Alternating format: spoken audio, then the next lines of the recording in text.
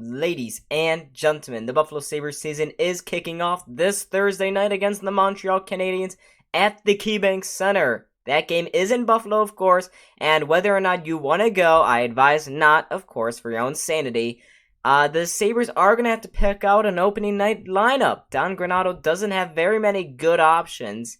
He has a lot of bad options, actually, and this is going to be tough for him to pick out a competitive, decent starting night lineup, especially against a team like the Canadiens. He'll have his work cut out from the entire season, but day one, night one, he'll have to set up his first ever lineup as the official Sabres head coach. And I went to the trouble of doing it for him, or predicting it. In today's video, I predict the Sabres opening night lineup. Make sure to hit that like button and subscribe. Now, let's take a look at the forward group.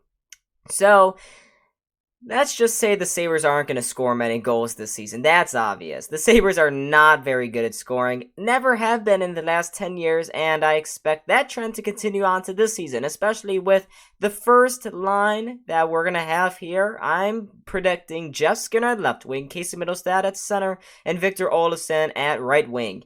Now, if you were to tell me this was a second or third line option, that realistically, that is what this kind of line is on a good functioning team. But no, this is the best the Sabres got. This is their first lineup. And before I get into any further, this is not like nothing against the guys on the roster right now. There's nothing. I'm sure all of these guys are great. They're probably real nice. But looking at the other squads, they're just not that good compared to them. The track record is not good. The NHL experience is very low. And the experience that is there is in the form of Jeff Skinner and Kyle Okposo and Cody Eakin. Those are not the best track records to go off of. So, this is the best line for the forward group that the Sabres could muster that I can see them going with.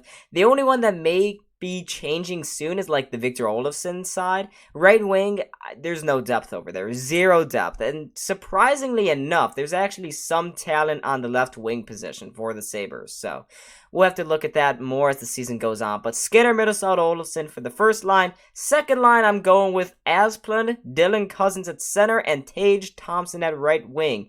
Now, I am kind of I'm at a crossroads with Dylan Cousins and Tage Thompson. Really, I can see that going either way. I can see Thompson also being a center and Cousins shifting out to the wing. Maybe you also have Rasmus Asplund in there for your face-off specialist. He was very good at it last year. So you have three very capable guys of playing center on your second line. That's good versatility. And when you have a very low talent team like the Sabres, versatility is always your best friend. So not a bad line right here, just not one that I don't see getting very many goals this season. Third line now. This is where things get, the memes start popping out. Anders Bjork, of course, acquired in that infamous Taylor Hall trade back at the trade deadline. Do not remind me about that. You can check out an earlier video on that, but that was a terrible trade. Anders Bjork didn't look bad, though, in this first season in Buffalo. We'll see if that continues on into a full 82-game season. Vinny Hinostroza, the only major Sabres addition in free agency for a guy that really is a bottom six player throughout his entire career in the NHL. Last year had 12 points in 26 games, so you may see some production out of him at the third line center. Don't count on it. And then out at right wing is Drake Caggiula, who, analytically speaking, had one of the worst seasons for a player in the NHL last season. With the Arizona Coyotes, he was just not good at all. Sabres picked him up on waivers towards the end of last season. Yeah, this is this is bad. No offense to these guys, but this is just bad. Now you got your fourth line here with Zemgus Girgensons, of course, returning from that season-ending groin injury or leg injury or whatever it was. Second-year man Arttu Ruotsalainen out of Finland. I like this guy. He had some flashes last year, 6.17 games for the Sabres last season. He had some flashes here and there, looked pretty comfortable in the Granato system. We'll see what happens, though, with a consistent NHL regiment coming his way. And then, of course, the lug, the lump, Kyle Okposo, of course, his usual spot at the fourth line, right winger. His last season under that horrific contract. So, pretty much at this point, we're just looking at the clock and like, well, it's coming. He's going to hit free agency soon enough, which probably means retirement for him. But he's a nice guy, and he's an assistant captain probably for this team. He just doesn't have a lot of talent anymore. He doesn't have the speed to compete at an NHL level, and his finishing has just not been there for about 4 years. So, yikes. Now we're going to shift on to the defensive side of things. First pairing, I got Rasmus Dahlin and Henrik Jokiharju. These two guys are the best two defensemen on the roster right now. Jokiharju, not so much. Of course, Rasmus Dahlin just got signed to a 3-year extension, a nice little bridge deal. So the Sabres will get to see how things roll. Rasmus Dahlin will get to see how things roll. And he'll get a shot at getting big-time minutes on the first line for a really bad team. He'll be supported by Henrik Jokiharju, who, you know, no one's been saying it, but he's veering towards bust territory. He didn't look very good last season. He's looked okay at his best of times in Buffalo. He hasn't looked like a top 4 defenseman. Of course, that's what Jason Botterill traded for back when that Alex Nylander trade a couple years ago. He hasn't looked like a top 4 defenseman. He'll get that opportunity, and they'll be able to see if he truly is this season.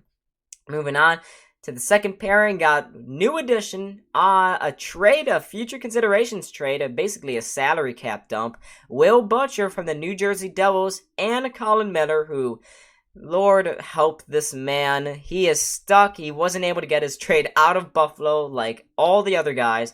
So it will be Will Butcher and Colin Miller, both on the second pairing. We'll see how this one goes.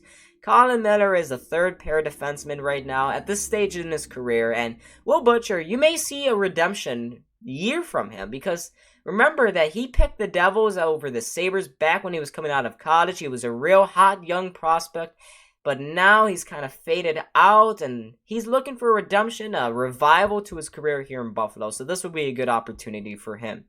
And now the third pairing, I got Jacob Bryson, a second-year man out of Providence, and Robert Haig, who was acquired in that Rasmus Ristolainen trade, which, by the way, is looking better and better every single day. This is a decently sound, good 2 defensive defensemen on the third pairing. Of course, that's what you expect out of a third pair for a bad team. You need some defense, and hopefully these guys can do a little bit better than the other 2 lines in their own zone. Now, we're going to move on to my favorite position of all on this team. The best. It's the goaltending position for the Sabres. Now, there were some funny things going on in the preseason. There was basically a 4-way race to see who would make the opening night top 2 spots. And the first one was won by veteran, 40-year-old veteran Craig Anderson. He's riding out his final year, I would say. This has got to be his final year before he retires.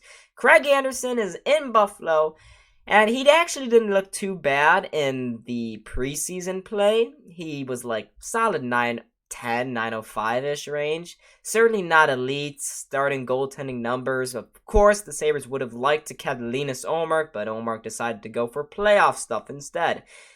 Ouch. In Boston. I love you already, Ullmark. We will gladly take you back any day, Ullmark. But Craig Anderson is the starting goalie. That seems like it's pretty much set in stone, because his backup doesn't have a ton of NHL experience. It's Dustin Tokarski.